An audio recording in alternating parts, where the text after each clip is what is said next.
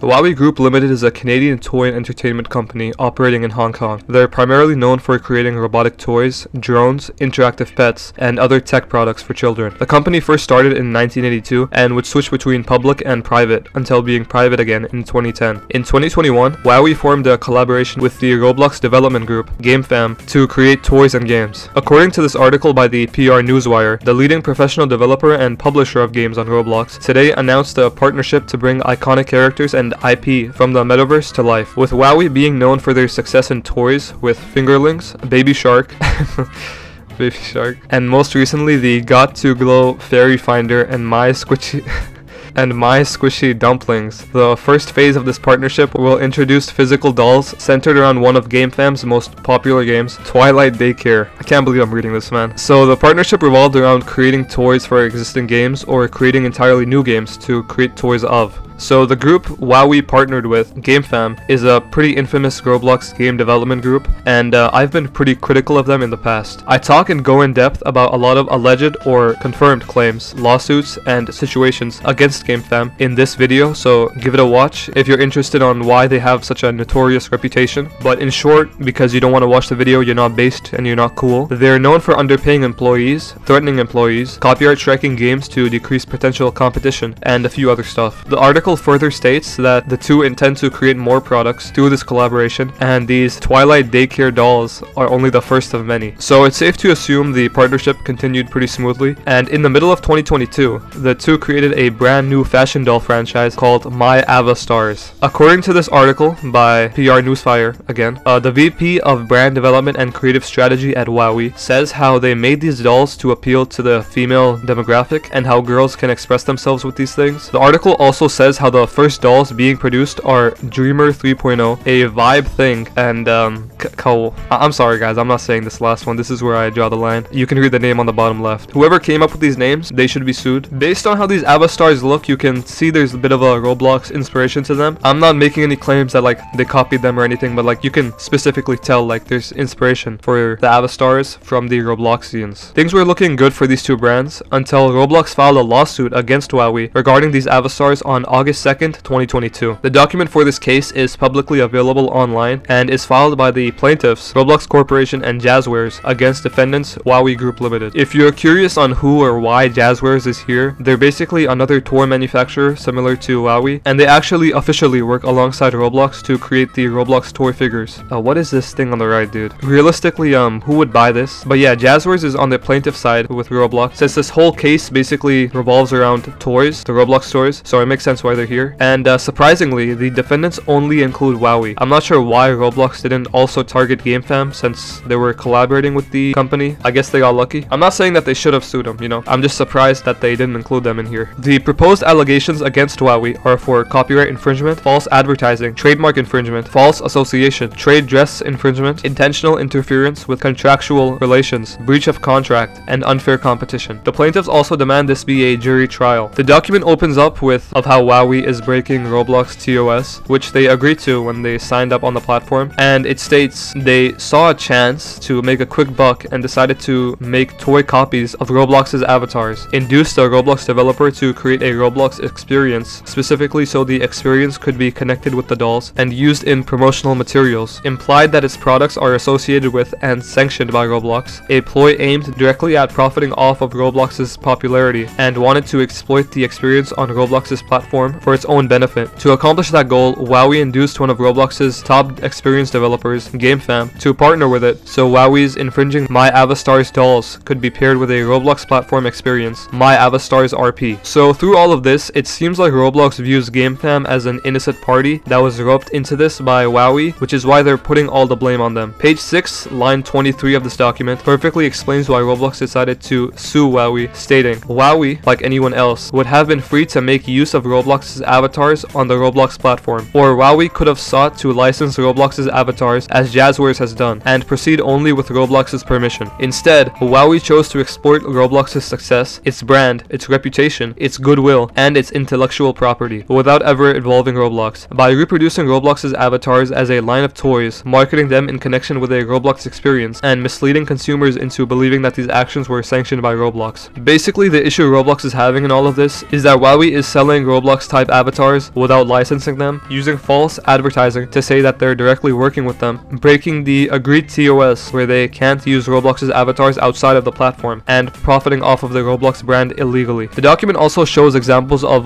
classic Roblox avatars that they've trademarked, and keep these guys in mind since they'll show up again in the next document. The following pages goes over general information of what Roblox is, the role of developers on the platform, what avatars are, their relationship with Jazzwares, and stuff like that. They also specifically cite GameFam and their rapid success on the platform. Roblox actually contacted WowWee before submitting the lawsuit to close production of the dolls, but WowWee disagreed, which caused them to file this lawsuit. So at first glance, I get how avatars sorta look like Robloxians. The body type of these figures are extremely similar to the woman bundle on Roblox, with aspects of like how the arms are shaped. There are differences, like the WowWee toy having a neck, but there's an obvious bit of resemblance. Putting my dislike for GameFam aside, I have to honestly admit that I'm not sure if Roblox is going to win the court over. I'm only specifically talking in regards to the comparison between Roblox avatars and the WowWee avatars. The other claims that are in this document are pretty valid, but only talking about the similarities between the figure, I don't think WowWee is really infringing any copyright.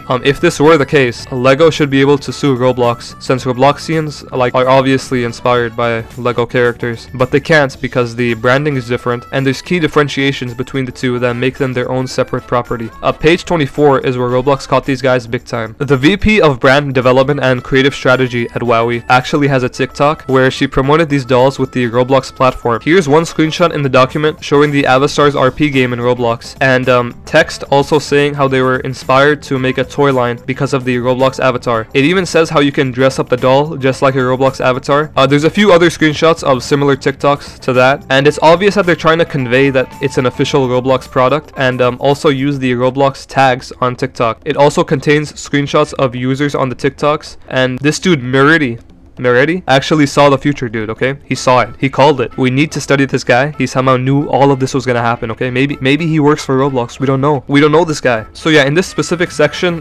they basically incriminated themselves, like they're trying to push this thing like, yeah, we were inspired by Roblox. The rest of the lawsuit is pretty boring, I'm not gonna lie. It's just more evidence of the stuff I mentioned and I went over all the main things, so you can check it out if you want. The requests Roblox makes is that the plaintiff stops producing and marketing these toys, engaging in confusing advertising that portrays WowWee working with Roblox, violating Roblox's TOS, engaging in acts that caused GameFam to breach Roblox's TOS, unfairly competing with Roblox, and that's how this document ends. There were two subsequent documents published after this, one regarding which motions were granted and dismissed, and the other one includes the final verdict, sort of. The one addressing the motions is dated back to March 9th, 2023, and goes over the back and forth between the two parties. The court dismisses Roblox's claims of specific avatars they mention as their trademarks were registered after the lawsuit was sent, and that the avatar bases Roblox mentions aren't properly registered, since the 4 classic avatars I showed before do not identify avatar bases as pre-existing material. The granted claims were that the 2 dolls were similar based on the humanoid figures with cylindrical heads, C-shaped hands, block-shaped bodies and legs, square arms, and cartoon-like facial expressions that lack a nose. The argument WowWee proposed against this were that the dolls were more similar to LEGO toys, but the court held that the shape of the toys' legs and other features distinguished them from the other toys like LEGO. Another granted motion was of the customization of the dolls, titled as the trade dress infringement claim, which allowed features of the size, shape, color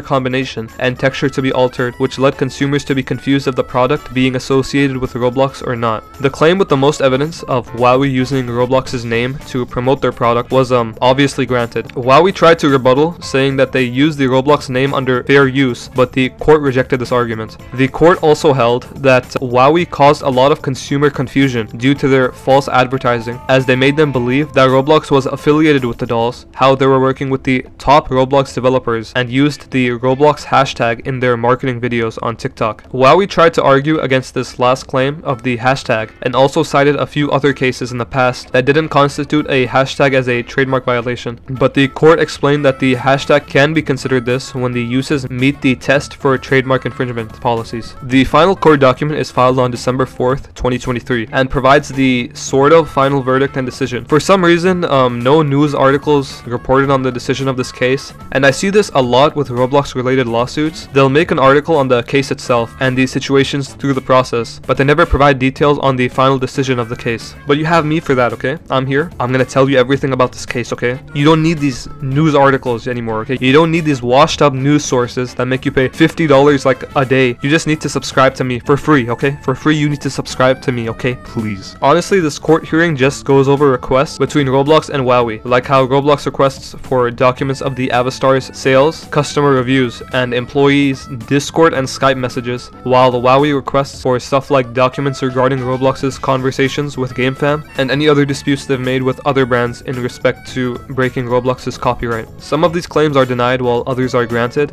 but the document as a whole is pretty boring. It doesn't tell like who won or anything. Like, tell me who won, dude. I want to know, please. It seems like the case just ended here and was settled outside of court, because I really can't find anything beyond this, okay? I tried my best. I tried my absolute best, guys. I tried. I looked around court records and news articles, but I can't find anything related to this case. There are some things that lead me to believe that the two reached some sort of decision.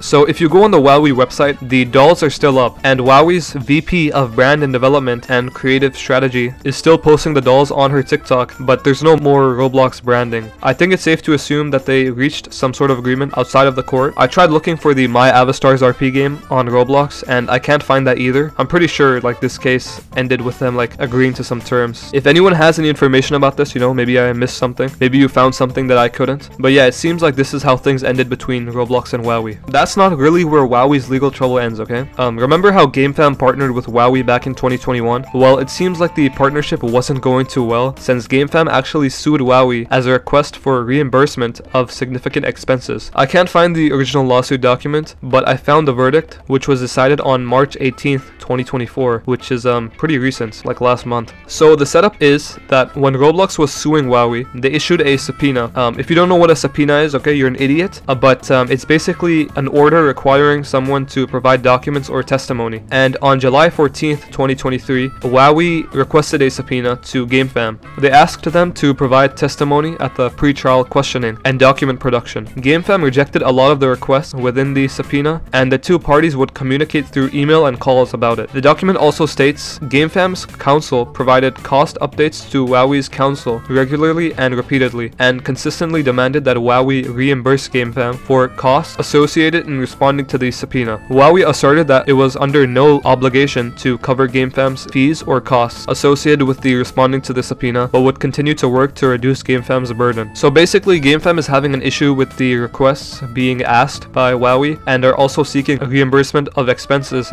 due to the time they had to put into the requirements of the subpoena. The specific number they give for the amount of hours they spent on this is 375.4, and legal fees of up to $202,515. The document goes over the two parties going back and forth about why they should or shouldn't be reimbursed, but in the end, the court sides with GameFam and orders WowWee to reimburse GameFam with $149,565.34, okay? They needed that 34 cents. They could not just give them $149,565, okay? They needed those 34 cents to feed their dying families or something. They needed it. And that's how this entire situation ends. I'm not sure if GameFam and WowWee are still working together. There's no public announcement I could find of them like ending their partnership. I tried looking for the games they have collaborated on, like the My Avatars RP, but like I said before, it's completely gone. So I'm guessing their partnership ended with these sour terms. It would be pretty awkward to work with the company you sued, but I wouldn't be surprised if GameFam did. I'm surprised these guys haven't made like a Hitler RP, you know? That's meta irony, by the way. But yeah, I thought this was an interesting series of cases and wanted to go over them. In regards to what I think, okay, my personal humble opinion, I think it's pretty obvious that the avatars are heavily inspired by the Roblox avatars, but like I said, you can say the same thing about the similarities between Roblox and Lego. I get that Roblox did make more distinctions between their designs, but in the past and even now, you hear people calling Roblox a Lego knockoff.